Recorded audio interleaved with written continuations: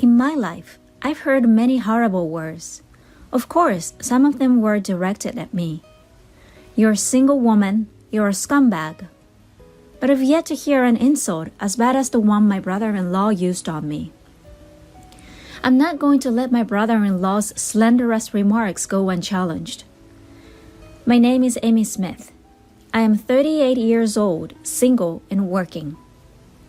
Why do I have a brother-in-law when I'm not married? That's because I'm engaged. James, my fiancé, is 6 years younger than me. We met through a mutual friend and hit it off right away. I have a very hectic work schedule, and I often have to work on my days off. I met James in the midst of such hard work, and when I am with him, I could relax and spend time together. James is good at cooking and sewing, and a hard worker, all of which I am not. After we moved in together, he did housework and even cleaned my suit for me, which was extremely helpful. I am always sorry, I know you're busy too. I've reserved a table at a nice restaurant for my next day off, so let's have dinner together. It had become a habit for me to treat James to dinner like this, for the hard work he puts in every day, with the money I earn from my hard work. Don't worry about it. I can leave my job on time, and I'm not nearly as busy as you. Most importantly, I do housework because I enjoy it. James always says to me, "How are your family's plans for our upcoming meeting?" We had already met each other's parents shortly after our engagement, but we wanted to throw a dinner party for both families to get to know each other. James has one older brother, while I have two younger siblings. Instead of meeting at the wedding, both families suggested that we get to know each other beforehand. So we decided to bring both families together, parents and siblings included. "I'm sorry, but my brother can't come because of his work," James explained. "I know you're also busy with work, so please accept my apologies." "Your brother is a very talented lawyer, isn't he?" I asked James, who bowed his head. "I wish I could have met him, but if he's busy, then it can't be helped. We can meet at the wedding." In fact, I wasn't too worried, because I thought it was important for the couple and parents to get together, even if the siblings couldn't. My brother can be cold to people, so even if he does come, I'm worried that he might be rude, James said. He appeared tense. On the day of the party, my brother-in-law was, as it turned out, not present. James looked relieved that his brother wasn't there. My brother and sister were both there, and it turned out to be an enjoyable party. My parents-in-law and I had a good time, and my siblings seemed to be like James, which relieved me. It was a fantastic opportunity, and I only wish I had met my brother-in-law. The day came to an end with that in mind. I never imagined that when I met my brother-in-law later, I would think he was such a rude person and that it was a good thing I didn't meet him at the dinner party. My mother and I were at the university hospital one day. My mother wasn't feeling well, so she was referred to this university hospital for a thorough examination after visiting a clinic near my parents' house. Other than palpitations and dizziness, there was nothing to worry about, but I decided to take my mother to hospital in case anything happened to her before the wedding. My mother, who is in her mid-60s, appears young, but she could be diagnosed with a serious illness at any time. She had worried me by delaying marriage until she was in her 40s, and I felt I owed her for raising my brothers and sisters so well. "Why don't I pay for you to have a thorough checkup, Mom?" I suggested. I had never felt so strongly before. This is what I have been earning money for. I want to assist in situations like this because I can't take time off from my family. Because the test could not be completed in one day, we had to go to the hospital several times. The tragedy occurred during the second of several hospital visits. The university hospital was extremely crowded that day with long lines. My mother and I were waiting for our turn with a cup of hot tea in a space away from the waiting area where we could eat and drink. My phone then rang. It could be a work call. I left my tea with my mother and went to a location where I could take the call. It was indeed a work-related call. It was a call to check that I was not going to change my surname at work when I joined the family register. I returned to my mother after the phone call and I heard some yelling. What was she screaming at in the hospital?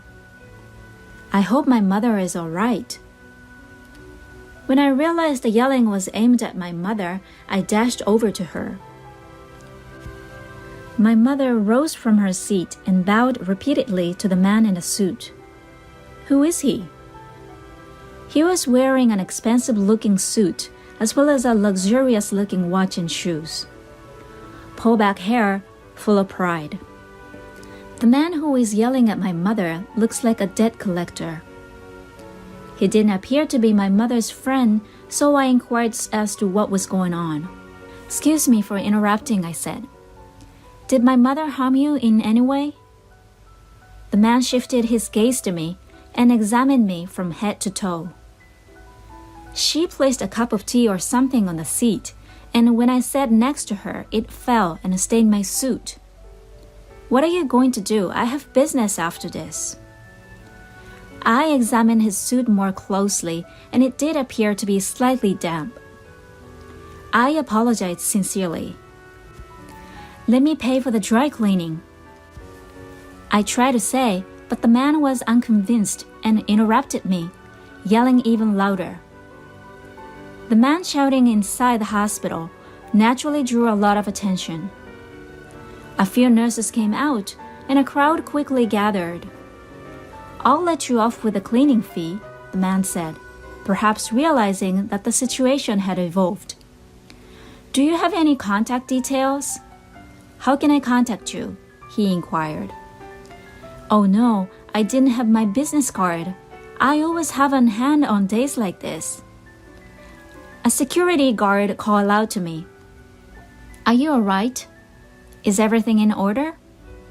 Is there a problem? The gentleman clicked his tongue and tossed his business card at my feet. Make sure you call me, he said. There's no point in fleeing. I have a close relationship with this hospital, and I'm sure they will share your information with me. What on earth is going on? My mother and I are both sorry. I tried to fight back, but he took one look at my hand and said, You're single at your age? Women are said to have an expiration date, but you're not only expired, you're unsold industrial waste. You're like raw garbage, a single woman. He was rude once more. As I was about to respond to the insult directed not only at me, but at my mother, the man took off running to avoid being pursued by the security guard. What's up with that impolite demeanor? I'm furious. My gut was churning with disappointment over not being able to protect my mother and the rude man's comment. I bowed lightly to onlookers and security guards who had rushed to the scene out of concern and picked up the business card that had fallen at my feet. I was curious as to who the jerk was. I was perplexed as I read the name and title. So that's what all of this was about. I canceled the checkup and returned home, prioritizing my mother's mental health care. I'll never forget that guy. I'm sure I'll make him regret his rant against me and my mother. I went to the courthouse about a week later. Of course, it wouldn't be like in America, going to court over a stain on a suit. I saw a man I recognized walking toward me from the end of the main hall as I moved through the familiar halls, my heels clacking on the floor. I knew it. What should I say to him? I wondered. As I was thinking, he looked up at me as I passed him and said, "You're the trashy single woman from the other day, aren't you? You've got to be kidding me. What exactly are you doing here? This isn't the place for you." "Yes, this is the same man who assaulted my mother and me the day before." I wanted to say something harsh to him right now, but I have an evil side to me. Every day I think about how I want to completely destroy evil by using my strong sense of justice. "Oh, I'm very sorry about the other day. I believe you are Tom Dixon of the Honeywell Law Office." I brushed aside his rude outburst as I remembered his business card that had been thrown at me the day before. The man took offense and started talking about the suit incident, his mouth twisting in a nasty way. "I had an appointment with a client at the hospital after that," he explained, "and you embarrassed me." I don't understand how a trashy woman like you could stain someone's suit and then not call me back. Dixon worked as a lawyer. Of course, we happened to meet here today by chance.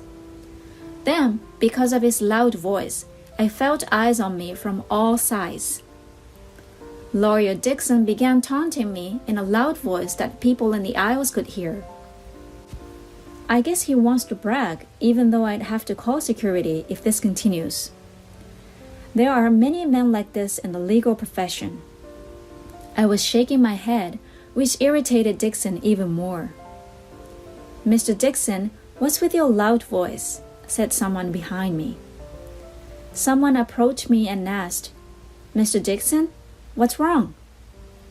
When Dixon saw the man who owned the voice, he changed his tone and mumbled, "Oh no, this woman." As he took a business card from his card case, the man looked up at me and gasped. When I picked up his business card, it said, "Attorney Honeywell, partner at Honeywell Law Office." This man must be Dixon's boss and the firm's CEO.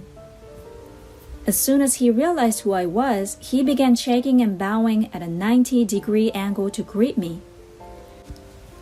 "Gosh, it's been a while," he exclaimed.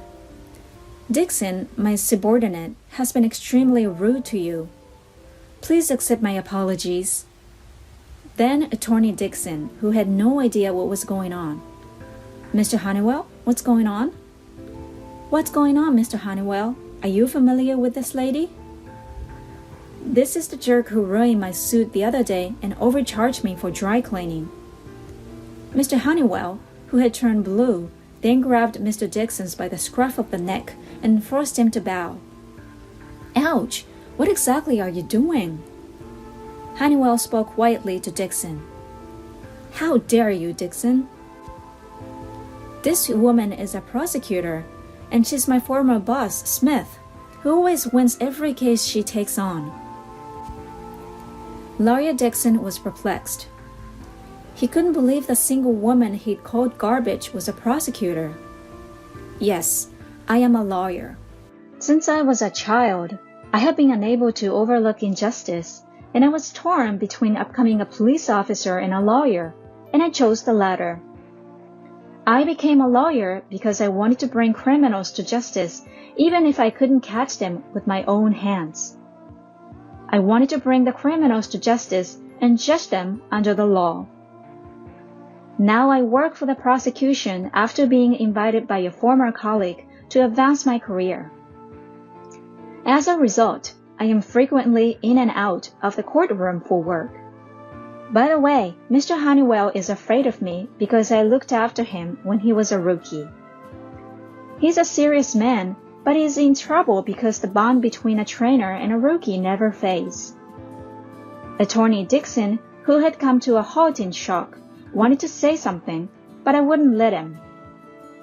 "You've grown into a fine man, Mr. Honeywell," I said.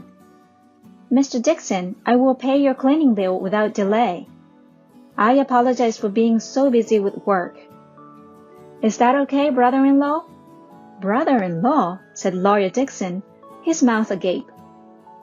"No way, James's fiancé?" he said aloud as he froze. I looked up at the business card he had thrown at me the other day to see if I could figure out what was going on. This rude man was, indeed, my brother-in-law, who had missed our wedding due to work. As I watched my brother-in-law, I noticed his face turn pale. As a lawyer, you know that comments like, "A single woman is garbage," are considered insulting. I was prepared to pay for the dry cleaning, but your response was appalling. You can be sentenced to 1 year's imprisonment or a fine of no more than $3,000, or both. Which do you prefer? As I said this, I smiled. Attorney Dixon finally fell to his knees and bowed his high head, realizing that his position was in jeopardy. Please forgive me if the press finds out. I suppose assertive lawyers are more aware of the media. Sometime later, I had a successful wedding and now thoroughly enjoying newlywed life. James is now a full-time house husband, and I am more able than ever to devote myself to work for my family. My brother-in-law apologized several times to my mother and I and offered to settle the case. But I decided to ask him to write off the dry cleaning bill and forget about it. I could make the money on my own. My brother-in-law didn't attend the ceremony, most likely because he felt awkward. My brother-in-law's business has suffered significantly due to his attitude toward us, as well as complaints from other customers. I suppose bad deeds are exposed. I promised myself that I would protect this life so that we can continue to support each other.